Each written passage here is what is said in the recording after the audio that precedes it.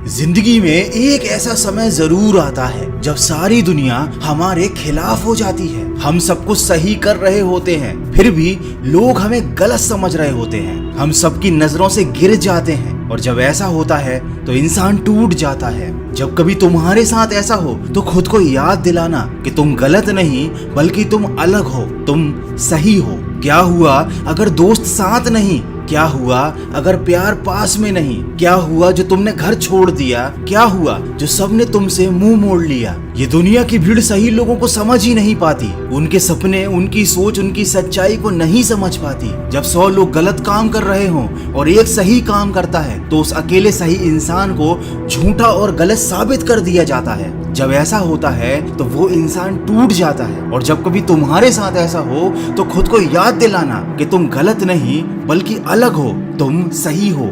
जब कोई समाज के नियमों के खिलाफ जाता है, जब कोई खुद की सीमाओं को लांघकर ट्रेडिशनल सेटअप को चैलेंज कर देता है, अपनी सभी हदों को पार करके जब हम कुछ अलग करते हैं, तब हमारे खुद के घर वाले हम पर विश्वास करना छोड़ देते हैं। तब सारे दोस्त भी छोड़कर जाने लगते हैं। और जब ऐसा होता है तब इंसान टूट जाता है। और कभी तुम्हारे साथ जब ऐसा हो तो खुद को याद दिलाना कि तुम गलत नहीं बल्कि अलग हो, तुम सही हो। अगर आप ईमानदार हो, अपने काम से प्यार करते हो, भले ही उस काम में आपको ज्यादा पैसे नहीं मिलते, लेकिन अगर आप पूरी मेहनत और लगन से काम कर रहे हो, फिर भी अगर लोग आप पर सवाल उठाएं तो खुद को याद दिलाना कि तुम गलत नहीं बल्कि अलग हो। जिंदगी को सेटल बनाने की बजाय अगर आप अपने पैशन को फॉलो करते हो, किसी की नौकरी करके गुलामी करने की बजाय अपनी मर्जी का काम करते हो, हर वक्त आपको बस अपनी मंजिल दिखाई देती है, तो लोग आपको पागल और गलत समझेंगे ही, क्योंकि वो नहीं समझ सकते कि आपके दिमाग में क्या चल रहा है। वो लोग हमेशा से कुएं के मेंढक ही रहे हैं और उनका काम ही है दूसरों पर सवाल उठाना।